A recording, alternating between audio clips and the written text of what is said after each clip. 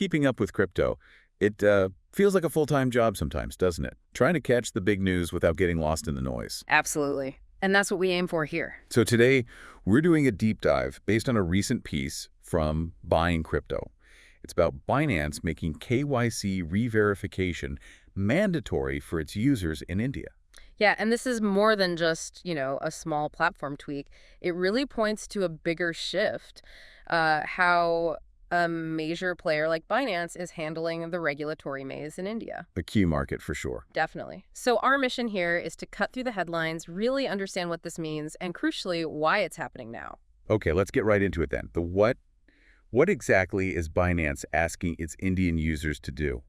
So fundamentally, they've rolled out a mandatory Know Your Customer KYC re-verification. This applies to everyone in India using the platform, new users, existing users, everybody. Okay, mandatory re-verification and the reason they're giving. It's primarily about compliance. They're stating it's to line up with India's local anti-money laundering regulations, AML. Right, the AML rules. Yeah. Preventing illicit finance and that sort of thing. Exactly. Standard practice in regulated finance, now being applied more rigorously to crypto there. And what does this actually involve for the user? Like, what do they need to hand over?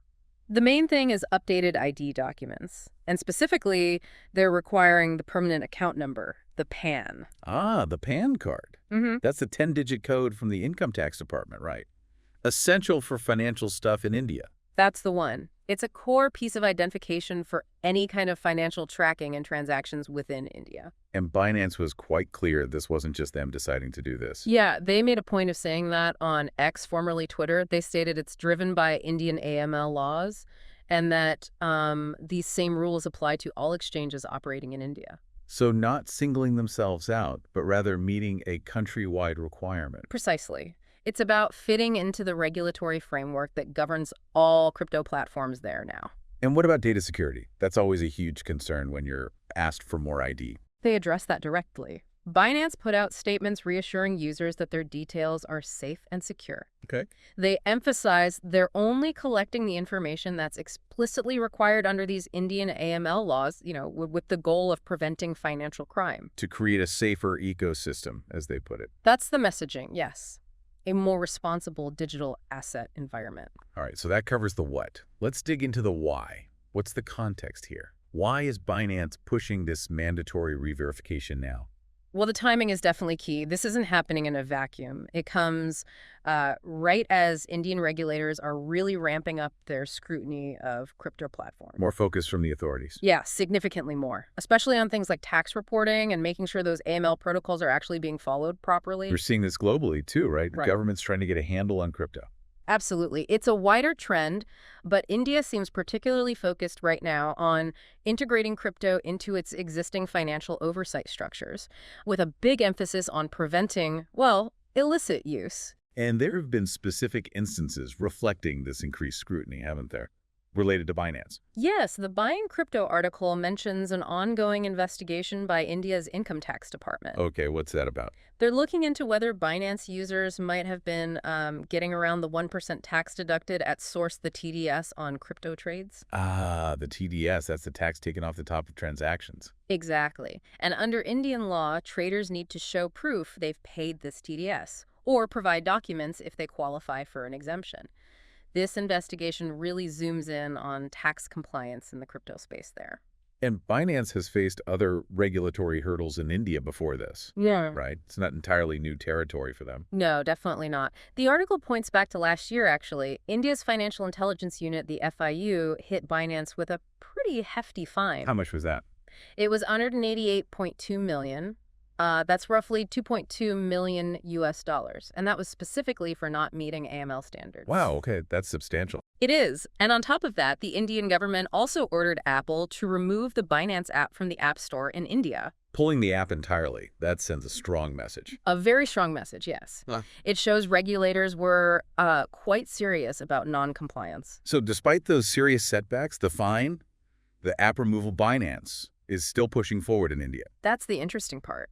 Despite all that, they actually managed to successfully register with the FIU last year. Ah, so they did get formally registered. Yes, and this mandatory KYC re-verification now, it really looks like a deliberate, proactive move. It signals they're committed to playing by India's rules. Trying to mend fences, perhaps? You could say that.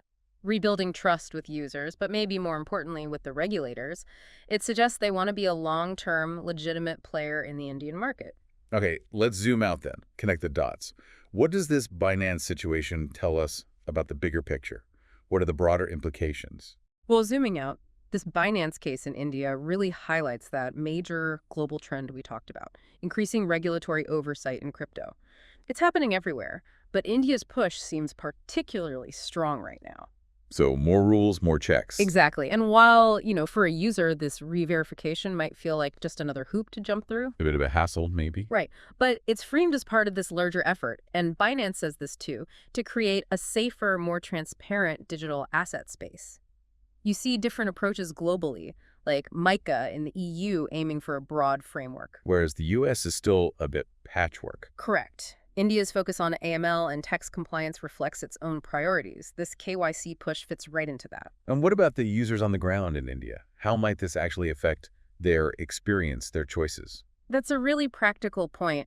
It's definitely possible some users will find this re-verification inconvenient, maybe even a bit intrusive. Could push them to other platforms? It could. It might influence where they decide to trade. Some might look for exchanges perceived as having smoother compliance, or maybe riskier platforms operating outside these stricter rules. Though that comes with its own dangers. Absolutely. It could potentially lead to a split in the market, between the fully compliant exchanges and others trying to avoid this level of oversight. Okay, so let's try and wrap this up. What's the main thing our listeners should take away from this deep dive on Binance in India? I think the core takeaway is this.